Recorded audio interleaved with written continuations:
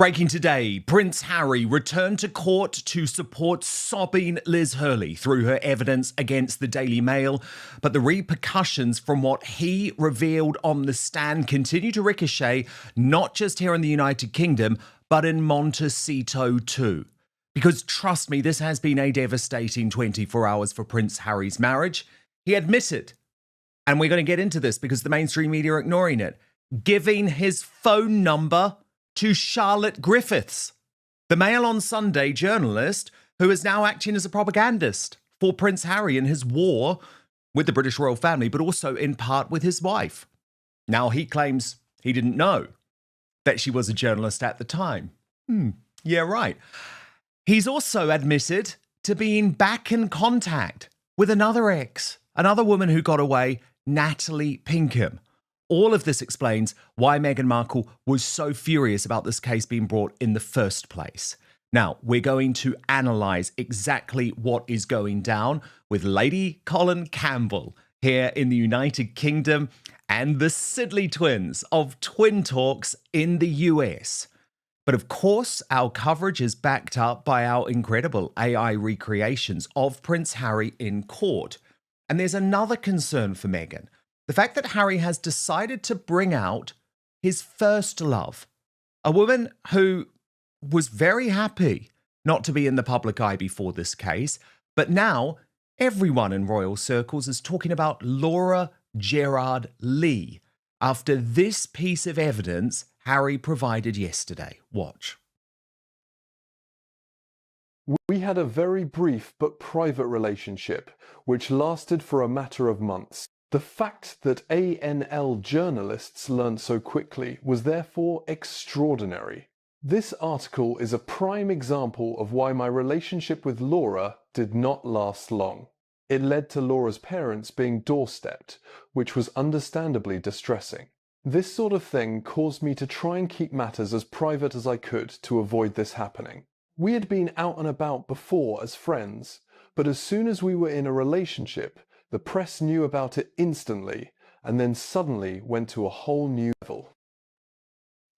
Oh my goodness. Lady Colin Campbell, the exes are back on the scene in so many ways. What did you make of this extraordinary evidence from Prince Harry and the fact that you can understand in a way why Meghan ain't happy?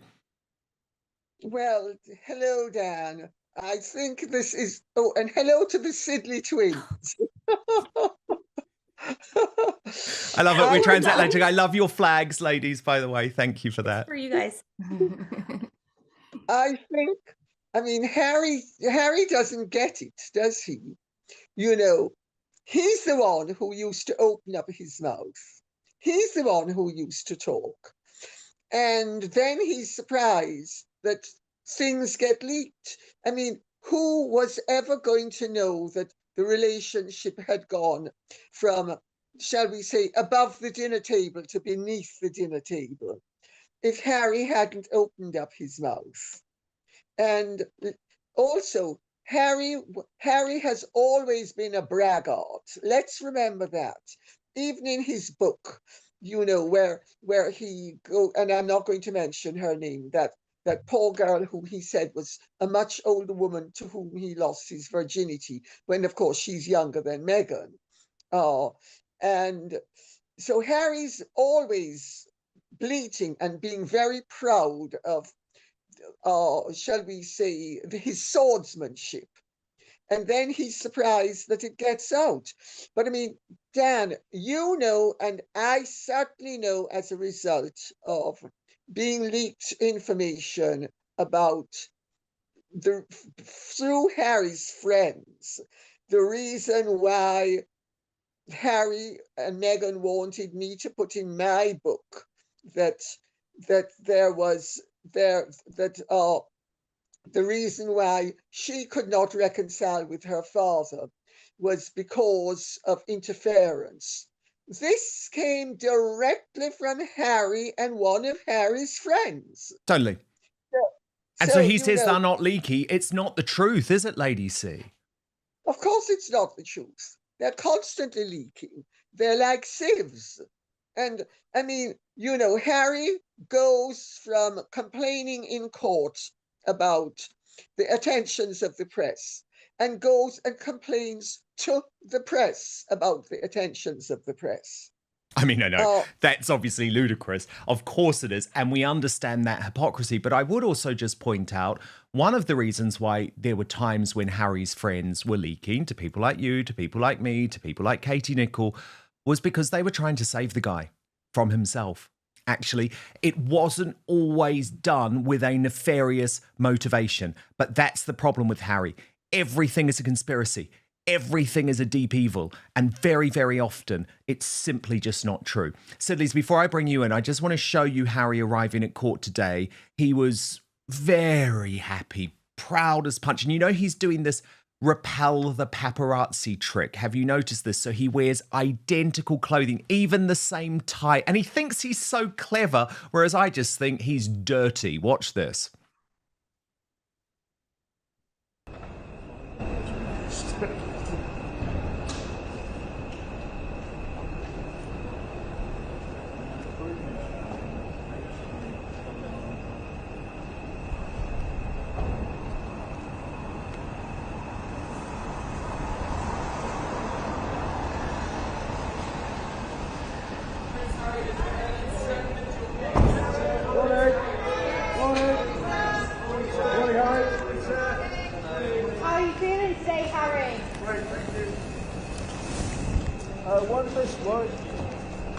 Great, thank you. Well, Sidleys, should he really be feeling great after that evidence yesterday, where he also, by the way, argued with the judge in court, was highly inconsistent? I mean, should he be feeling great? No, absolutely not. I can't imagine feeling great. It's like he's got his coronation walk back. Do you remember when he was walking during his dad's coronation to his seat and he was like looking at the crowd and he was like, hey guys, what's up? Yeah. And by the way, there was no one there. There were no Anderson fans. Cooper never happened. There were no Book never fans, happened. can I just say? Yeah, like No, there were no fans. It was definitely journalists calling his name just to get the picture for their articles. Listen, in one word, smug, sloppy. Well, okay. Yeah, sloppy. in America, we call that look sloppy.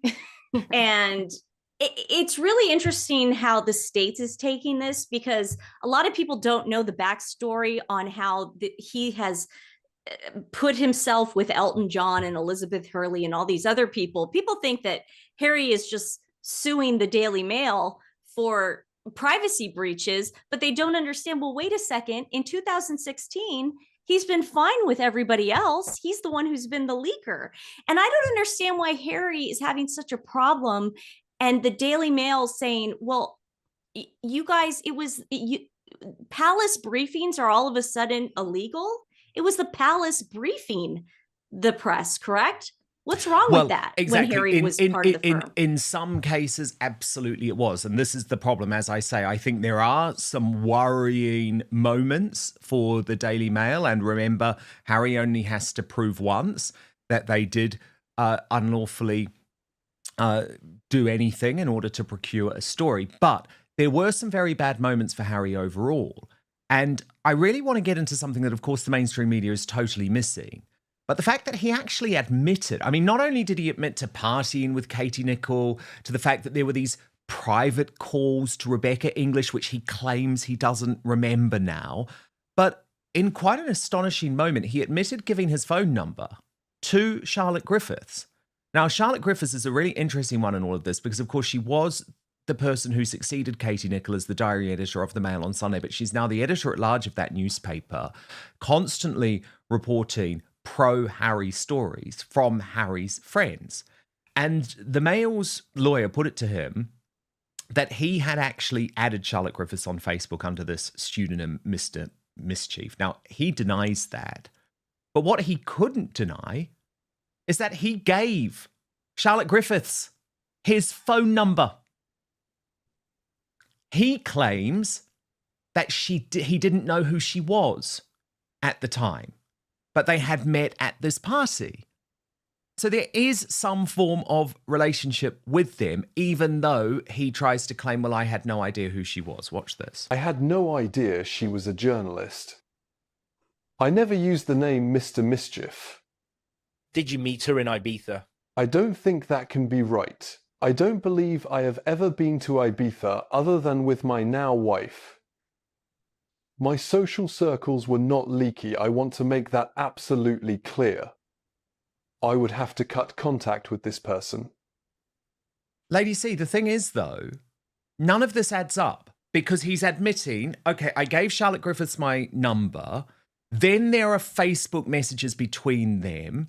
She continued to break stories.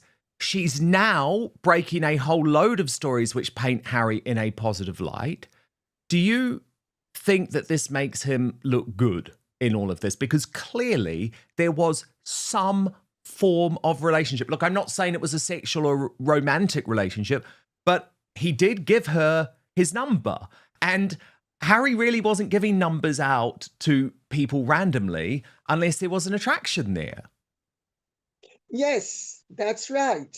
But also, Dan, Harry has been a great cultivator of the press. And let us remember that not only Charlotte Griffiths, who is still Josefa Goebbels Mach 2. Yes. The new Omid Scovey. Or what do you call him, Lady C? Amid scabies, you must get his name right. Scabies. Itch, itch. And you could even add a B in front of it if you want. But also, he was on very cordial terms with Katie Nichols and with Rebecca English. And his pretense that he wasn't is ludicrous. And for him to try to make out now that Katie wasn't a part of his social circle, of course she was. I mean, she was often at things with him. She was definitely a part of his social circle. And Rebecca English had a more professional relationship, well, clearly professional relationship, I should say, with Harry. But she also had a very, shall we say, cooperative and amicable working relationship with Harry. And she was very open about it at the time. And so I don't know where all of this is coming from, except that Harry is a very stupid liar, because he thinks just because he is denying the undeniable, that Mr. Justice Nicklin is going to be dumb enough to believe it. And Mr. Justice Nicklin, I can tell you, because he oversaw my case against Daily Mirror. Oh, I see. And Mr. Justice Nicklin doesn't take prisoners. And I would be really surprised if Harry wins in this instance, because Mr. Justice Nicklin will bend over backwards to accommodate some of Harry's comments and be understanding of his emotional state, let's put it that way, because he needs to be like that to be able to make any judgment he gives appeal proof. Otherwise, it could, be grounds for appeal. But ultimately, I think he's going to come down very firmly on the fact that Harry is wildly inconsistent. Everything is about emotion. There's nothing really factual. I mean, I don't know what you think. I think the most dangerous thing to emerge was Mike Bear and that seat with Rebecca English. But you and I both know that he could have simply got the information from one of the check-in girls at the desk. I mean, it didn't have to be done through nefarious means. And most information that one gets, even very awkward information, usually comes in very harmless ways. Don't you think that's a fact?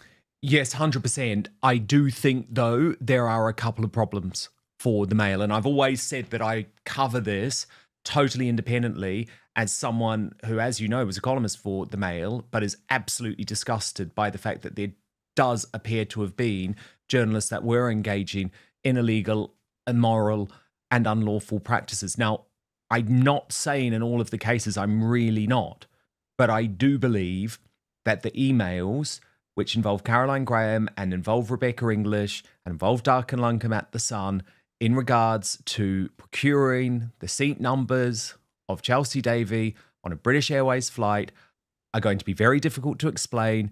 Obviously, we have to see how Rebecca English performs on the stand, but according to Harry's team, she's simply saying she doesn't remember the emails. I don't know if that's going to stack up. I really don't. But look, I want to talk about, well, actually, just before we come to Natalie Pinkham, firstly, Lady C, you talk about the judge. And the judge was, I think, to begin with, firm with Harry in this instance, and then he started to get more annoyed. But just take a look at this. Part of Mr. White's job is to put allegations to you. This is a big moment. You're doing exactly what lots of litigants do. You tend to argue back about what he is putting to you. You don't have to bear the burden of arguing the case today that's for Mr. Sherborne. I had a bad experience with Mr. Green. You can simply say, I don't accept that, or I don't know about that. I am intent on you not having a bad experience with me, but it is my job to ask you these questions. But I think Harry was intent on it going badly, and so it did. So it's very interesting hearing from you, Lady C, that the judge is a no-nonsense type figure. But look, I want to talk about Natalie Pinkham Sidleys, because the other big revelation that emerged during the trial, and we know that Meghan Markle will be absolutely livid about this, is that Harry is back in contact with Natalie Pinkham. So Chris Shipp, who's of course one of the propagandists at Woke ITV News for Harry and Meghan, put it like this. Prince Harry tells the judge that Natalie Pinkham contacted him yesterday to say that she was not a source for stories and was never a source. Harry tells the judge that Pinkham had her conversation recorded without her knowledge. Now, Harry again admitted that that relationship had probably ended because of his paranoia. Watch this. It broke down precisely because of the distrust, and it led to me not speaking to her for years. It seemed as though someone was leaking these stories, but I now believe that it will have come from listening into our communications, voicemail interception, and or blagging. Well, I mean, of course, he has absolutely no idea about that. But Sidleys, how do you think Meghan Markle is going to feel about the fact Harry and Natalie Pinkham, who, by the way, is by all accounts, I don't know if you know her, Lady C, but a very lovely, fun woman that people love to hang out with and everyone gets along with, and Harry certainly adored her, and are back in contact. I'm afraid for Harry and the royal family at this point, because what does Meghan have to lose? I would be furious. And then you put that level of Meghan Markle furious, maybe with a little sprinkle of narcissism. That's a dangerous combination. Yeah, I think Meghan obviously is irritated with all the girl chatter, the woman chatter. I mean, we're not hearing much about guys he's hanging out with. Do you know what I mean? He went to Ibiza with her. Yeah, exactly. Yeah. But I'm just saying that the lie, everything Harry's saying is so traceable. Everything he's saying, there's pictures, there's emails, there's voicemails, there's text, and he's just sometimes lying it's his own there. book. I mean, there were literally there's moments. his own book.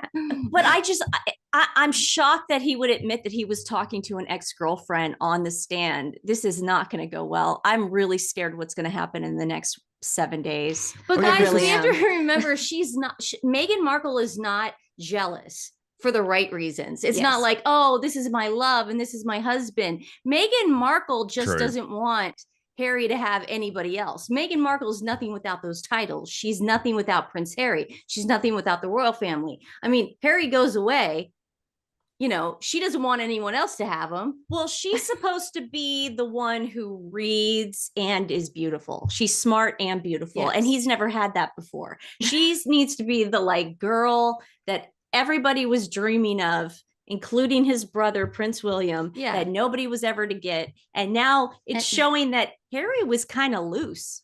Well, yeah, but he also was loose with the women. Also, we know because of the evidence, two things.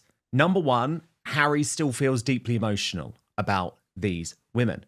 Number two, these women are the polar opposite of Meghan Markle. They have still never cashed in to this day. They never sold them out. And it is quite striking seeing that comparison. But of course, Steph, you wrote, and I think you're totally correct in this, looks like all the Chelsea Davy talk really got to Meghan Markle. Prince Harry ended up making the entire case about his wife, OMG. And he knew he had to do this. I believe this moment was rehearsed with David Sherborne, but let me just show you. He chokes up at the end. I've never believed that my life is open season to be commercialized by these people. To act in the public interest is to interest the public. I fundamentally reject that. Having my life, like others, commercialized in this way since I was a teenager, delving into every aspect of my private life, listening to calls, blagging flights so they could see where I was going. It was a time when everyone was in competition with each other. To sit here and go through this again, and to hear them claim in their defense that I don't have any right to privacy, is disgusting. They have made my wife's life an absolute misery, my lord. But Nancy, as you pointed out, the Sussex squad have officially driven off the cliff with Meghan Markle.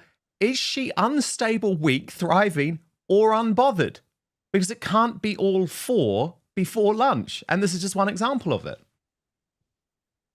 That Prince Harry broke down after he gave his last statement when he said, "The mail has made Meghan's life a misery." So Meghan just released a video, and to me, this screams, we're unbothered.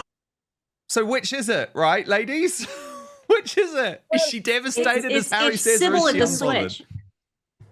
May I make a point? Please. First of all, Meghan Markle isn't a part of the claim. The claim covers a period before Meghan Markle came into Harry's life. And Harry also stretches it going back to his mother and his mother's death and his mother's life when she was alive with the press, all of which is totally irrelevant. And already we have a big issue with the statute of limitations. So Harry is expanding something that is already beyond the statute of limitations both ways. That's, I think also well, let me just leave it at that for the moment. Well, no, that's a very good point. No, that is a very good point, Lady C. What I just wanted to ask about as well, though, was specifically Chelsea Davy, who has become, again, a big factor in this case. Salty Duchess posted on this, Prince Harry needs serious help to get over his unhealthy obsession with Chelsea Davy, who dumped him almost 20 years ago. Chelsea dumped him because he was a needy, unstable, paranoid junkie, self-soothing with booze and Class A drugs, and used press intrusion to extract herself. This is what he said in regards to the woman who got away. Watch. I was never suspicious of Chelsea in relation to stories like this, but I was of her friends. If I saw this story at the time, I would have been very frustrated and angry.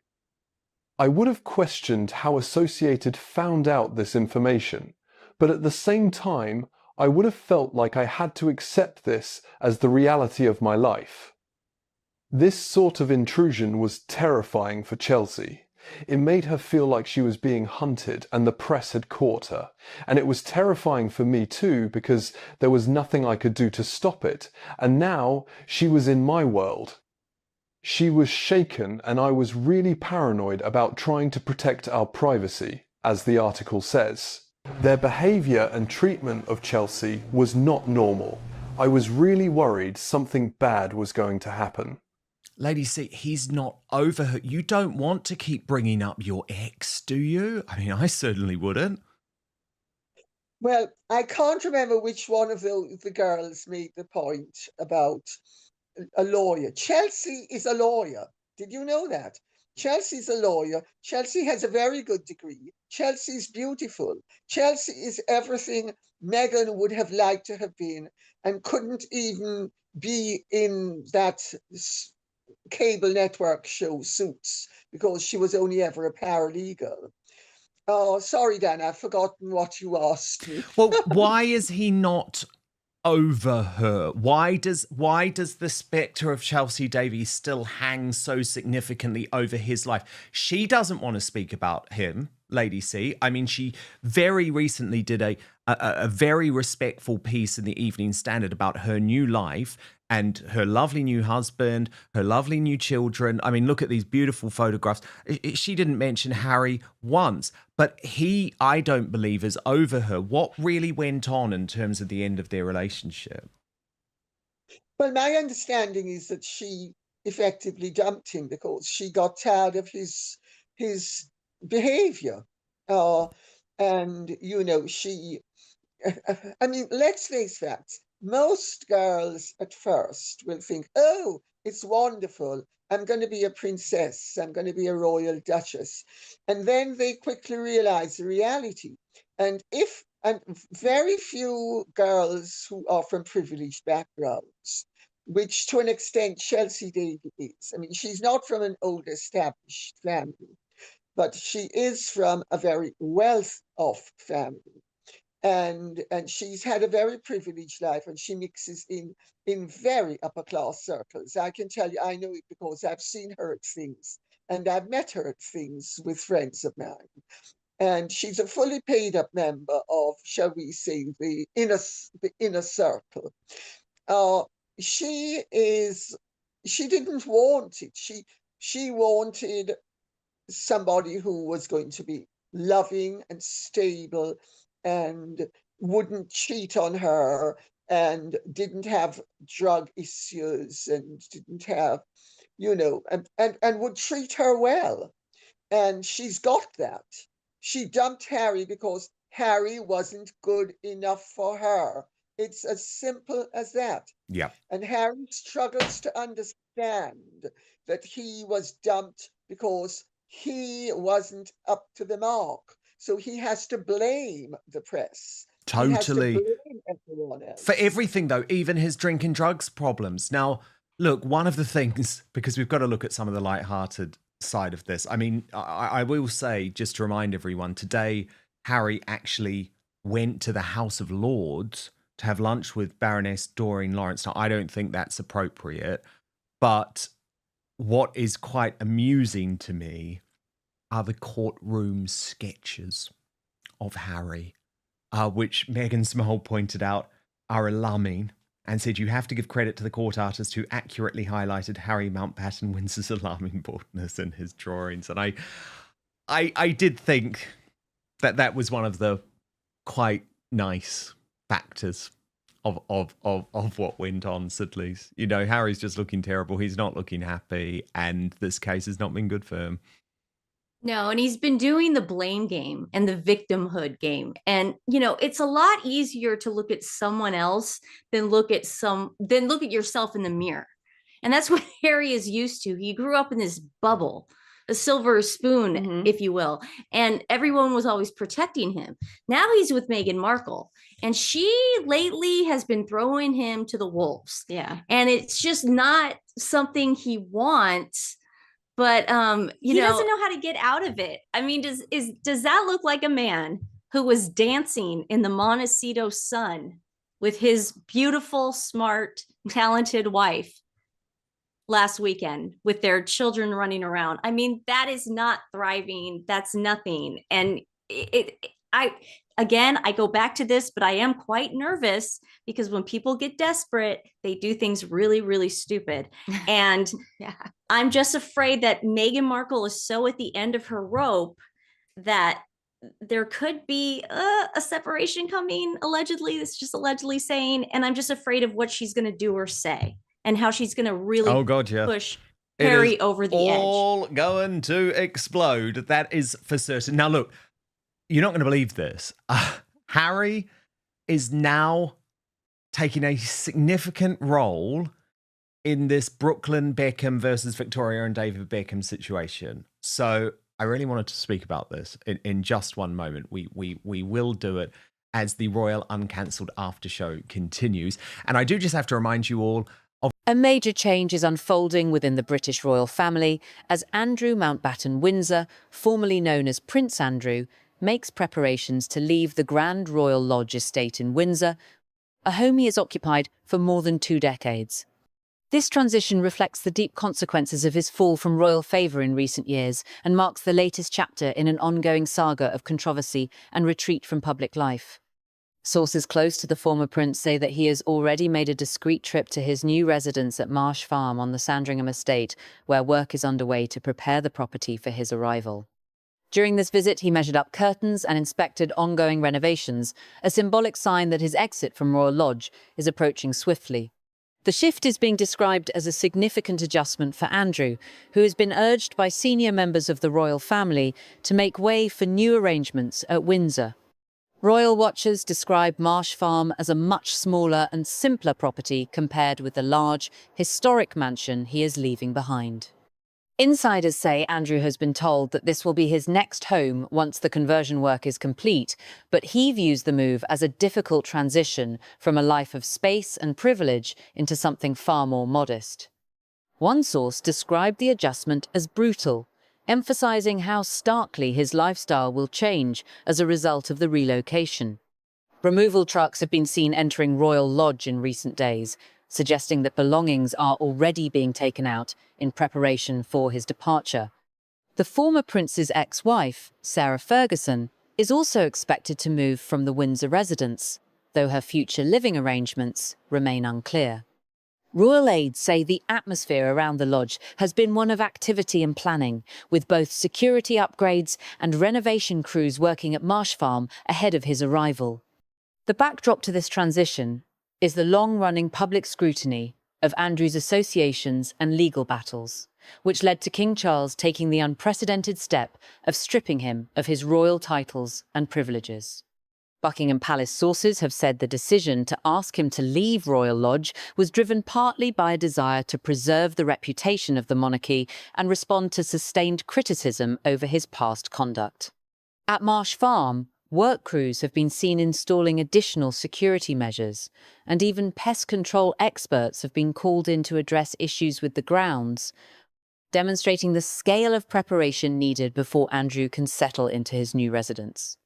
Until the renovations are finished, he may temporarily reside elsewhere on the Sandringham estate, in accommodation that is expected to provide greater privacy as he adjusts to his post-royal life. Outside observers note the contrast between his former life at Royal Lodge, a sprawling property with grand historical status, and his impending relocation to a simpler rural setting. Some sources speculate that this move could be a testing period for Andrew as he navigates life away from frontline royal duties and the intense scrutiny that has accompanied his name for years. The full timeline of the move has not been publicly confirmed, but officials say that Andrew's departure from Royal Lodge is imminent.